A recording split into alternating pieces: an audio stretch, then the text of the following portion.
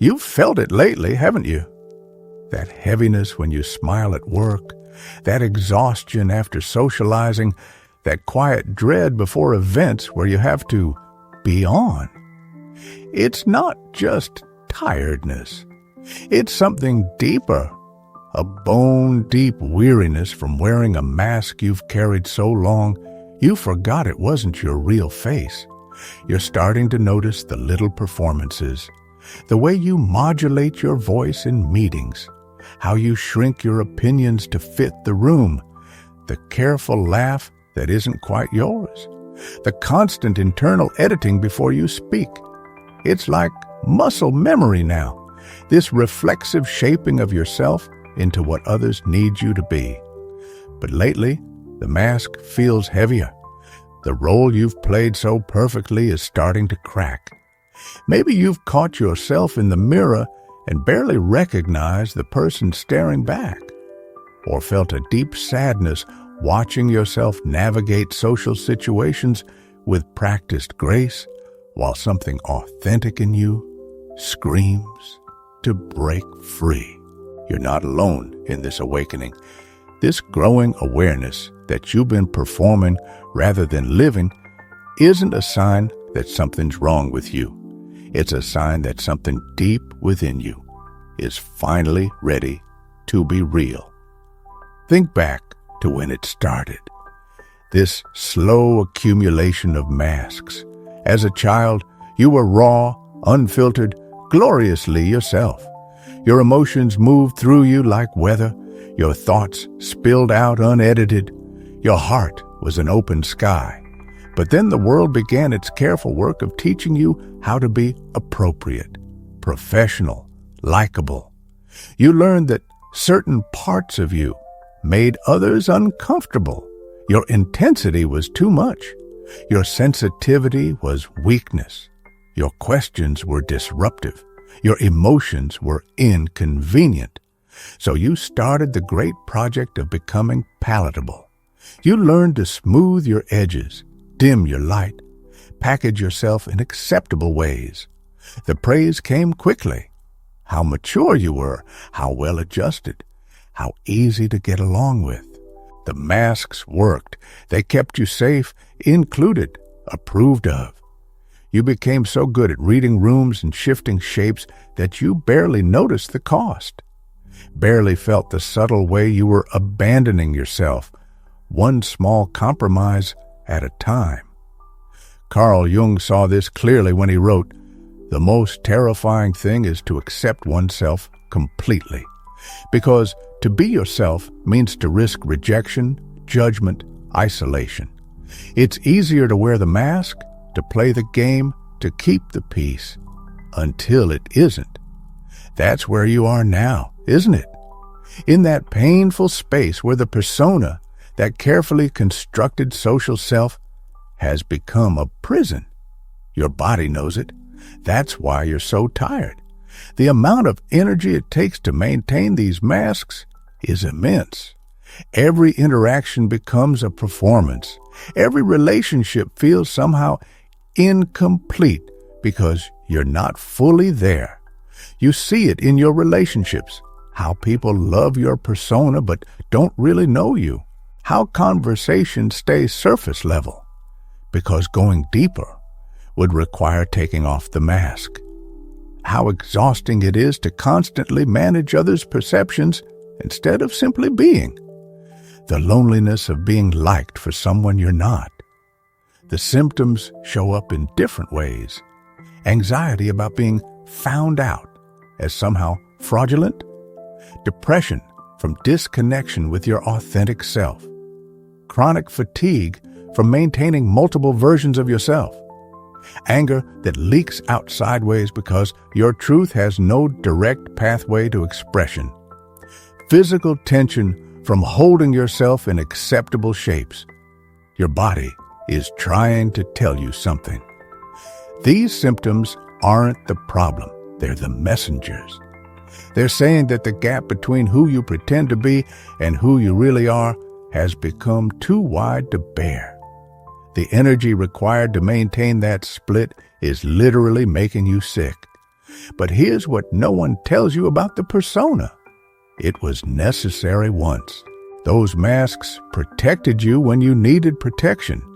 They helped you navigate a world that wasn't ready for your full self. They were a survival strategy, not a character flaw. You didn't do anything wrong by adapting. The issue isn't that you learned to wear masks. The issue is that you forgot they were masks. You began to believe that the filtered, proper, pleasing version of yourself was all you could be. You internalized the idea that your authentic self was somehow wrong or dangerous or too much. Now something in you is awakening. The real you, that wild, unedited, alive self you tucked away, is getting louder. It's telling you that it's time. Time to remember who you were before the world told you who to be. Time to take off the masks and risk being seen. This isn't about dramatic external changes. You don't have to quit your job or end your relationships or move to a mountaintop. This is about something more subtle and more revolutionary. Giving yourself permission to be real, to stop performing and start being. It begins with awareness. Notice when you're shifting into performance mode. Feel the subtle tension when you're editing yourself. Watch how you abandon your truth to keep others comfortable. Don't judge it. Just witness it. Becoming conscious of the masks is the first step to having choice about wearing them. Then comes the harder part, the gradual return to authenticity. This isn't about suddenly becoming brutally honest or dropping all social grace.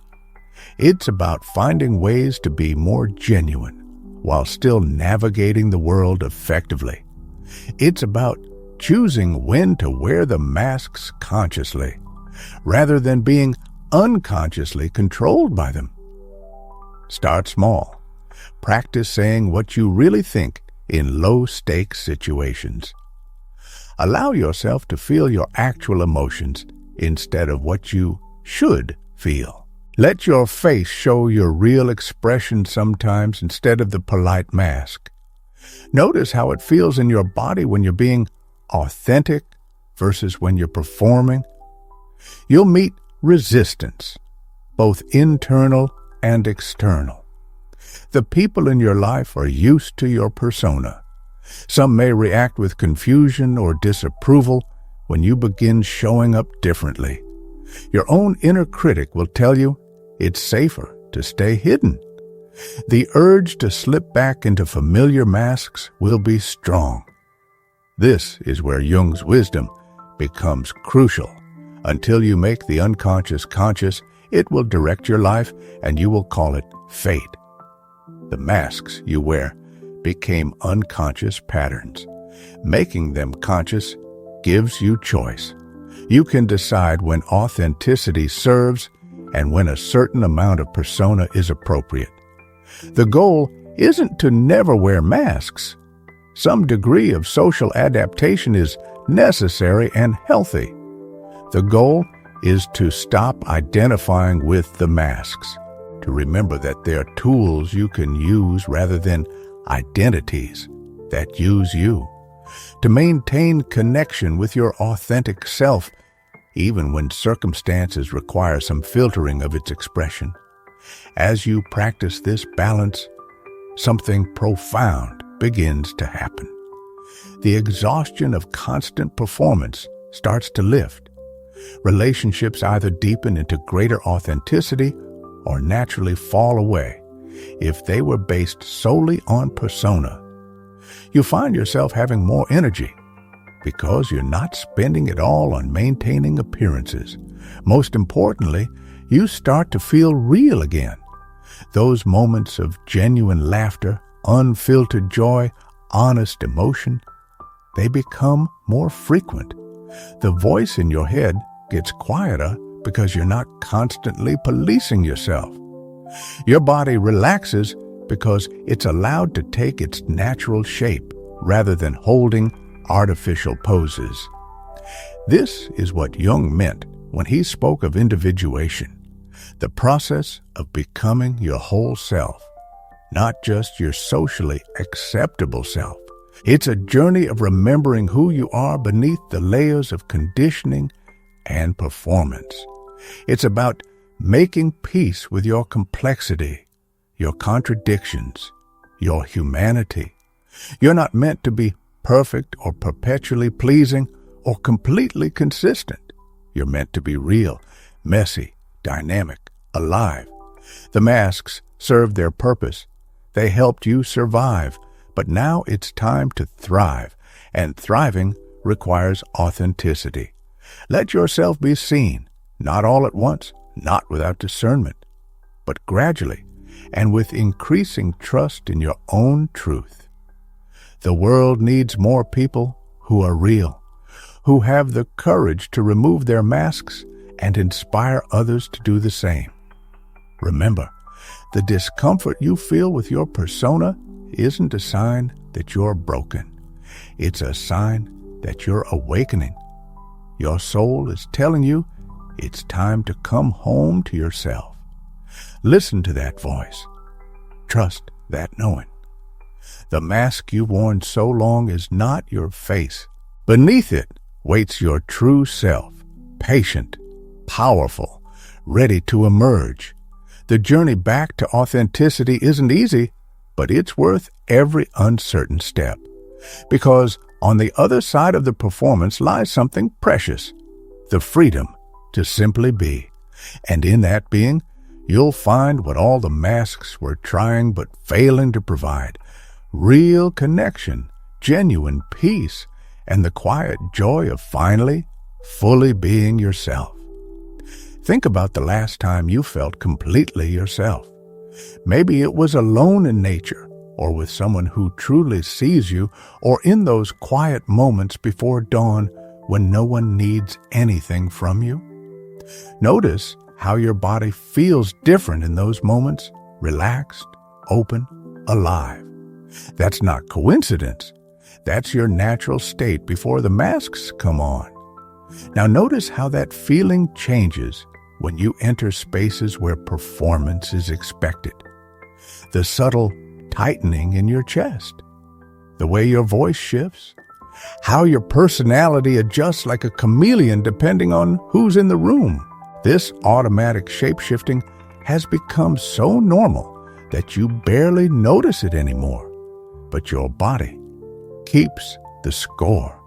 It remembers who you really are beneath all the adaptations and careful edits. That's why you feel so tired after socializing. It's not just social energy being spent. It's the enormous effort of maintaining an image that doesn't quite fit anymore. The persona, as Jung understood it, is like a spacesuit we wear to navigate the social world. It protects us from the vacuum of rejection, the cold of judgment, the debris of others' projections. But we were never meant to live our whole lives in a spacesuit. At some point, we need to come back to Earth, take off the protective gear, and breathe real air. You might be afraid of what will happen if you start removing the masks. Will people leave? Will you lose your job? Will chaos ensue if you stop managing everyone's perceptions? These are valid fears. The masks developed for good reasons. They helped you survive in environments where it wasn't safe to be fully yourself. But survival is different from living. And right now, something in you is crying out to truly live, to stop performing and start being, to risk being seen, really seen, even if that means some people won't like what they see. The first step is often the hardest, acknowledging to yourself how much of your life has been a performance. This isn't about blame. You didn't choose to create these masks consciously. They formed like layers of protective armor, each one a response to some moment when it felt unsafe to be real. Remember that time in childhood when your natural enthusiasm was met with embarrassment or shame. That's when the tone it down mask was born. Or that heartbreak where being vulnerable led to rejection? That's where the always strong mask came from. Each mask has a story, a reason, a wound it was meant to protect. But wounds need air to heal. And keeping these masks in place is like keeping the same bandage on forever. Eventually, it starts to suffocate the very thing it was meant to protect. Your authentic self needs room to breathe, to move, to grow. Jung spoke of individuation as a kind of psychological breathing, a rhythm between adapting to the outer world and staying true to the inner self. It's not about dramatically ripping off all masks at once. It's about learning to wear them more lightly, to take them off more often, to remember they're costumes rather than your skin. Start paying attention to the subtle ways you abandon yourself. Notice when you laugh at jokes you don't find funny. When you agree with opinions you don't share. When you make your body smaller or your voice softer to avoid taking up too much space. These small moments of self-betrayal add up over time. The path back to authenticity often begins with these tiny noticings. Like waking up from a long sleep, you start to feel parts of yourself that have been numb. It might be uncomfortable at first, pins and needles of awareness as you realize how much of yourself you've been hiding. But with this awareness comes choice. You can start experimenting with small acts of authenticity. Maybe it's saying, "I see it differently," instead of nodding along, or letting your face show what you really feel instead of the expected response, or simply taking a pause before automatically shifting into performance mode. Watch what happens in these moments of genuineness. Yes, some people might be uncomfortable. They're used to your persona, the predictable mask that never disturbs the status quo. But others might respond with relief, recognition, even gratitude, because your authenticity gives them permission to be more real too. This is what Jung meant when he talked about the contagious nature of psychological truth. When one person dares to be genuine, it creates a ripple effect. Your courage in removing masks inspires others to examine their own. Your willingness to be seen encourages others to step out of hiding. But this journey isn't linear. There will be days when the masks feel necessary, when the old protective patterns kick in strongly. That's okay. Remember, the goal isn't to never wear masks. It's to wear them consciously, to choose them rather than being chosen by them. Some days you'll feel strong enough to be fully authentic. Other days you'll need the shelter of your persona, and that's perfectly fine. The key is maintaining awareness, staying connected to your true self even when circumstances require some filtering of its expression. Pay attention to the spaces and relationships where you feel most able to be yourself. What makes these environments different? What allows you to relax your persona there? These are clues about the conditions that support your authenticity.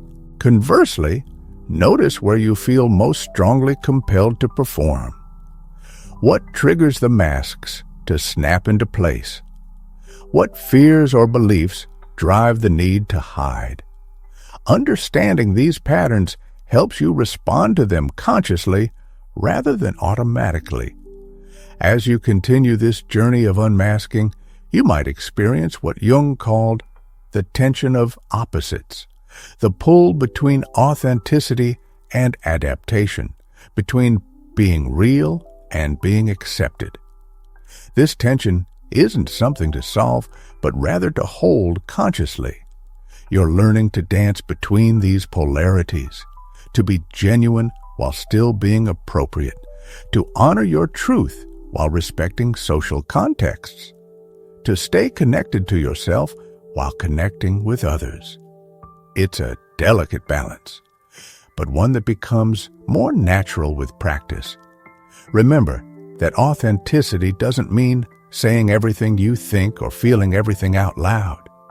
It means staying in contact with your truth even when you choose not to express it fully. It means knowing who you are even when wearing a mask that serves a purpose. The masks themselves aren't the enemy. They're tools that can be used wisely or unconsciously. The real question is, who is wearing the mask?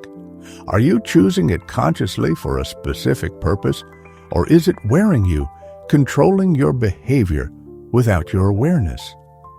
As you practice this discernment, you'll likely discover parts of yourself that were hidden even from you, feelings you didn't know you had, desires you'd forgotten, aspects of your personality that got buried under years of performance. This is where the real adventure begins, getting to know yourself again, like reuniting with an old friend you lost touch with. There might be awkwardness at first, uncertainty about how to be together. But underneath that is the joy of recognition, of coming home to yourself. You might find yourself laughing more freely, crying more easily, expressing anger more clearly. These aren't signs of losing control. They're signs of coming back to life. Your emotions were never meant to be perfectly managed. They're meant to move through you, to inform you, to connect you to your humanity. The world needs your authenticity more than it needs your performance. In a time of unprecedented disconnection and social media personas, genuine presence is revolutionary. Your willingness to be real creates space for others to do the same. This doesn't mean it will be easy. The old patterns will try to pull you back into performance mode. The people around you might resist the changes they see in you. But something deeper is calling, the voice of your true self, asking to be heard, asking to be lived. Listen to that voice. Trust that knowing. The discomfort you feel with your persona isn't weakness, it's wisdom. It's your soul telling you it's time to come home, to lay down the masks, to remember who you are beneath all the layers of who you learned to be. The journey back to yourself is the most important journey you'll ever take.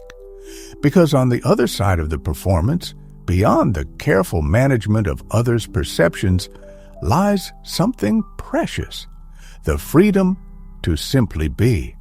And in that being, you'll find what all the masks were trying but failing to provide, real connection, genuine peace, and the quiet joy of finally fully being yourself. Your true face is waiting. It's been there all along, patient beneath the masks, ready to be remembered. The time has come to see it again, to show it to the world, to trust that who you really are is not just enough. It's exactly what's needed. And as you begin this unmasking, this gentle return to yourself, remember that it's not about dramatic revelations or sudden transformations.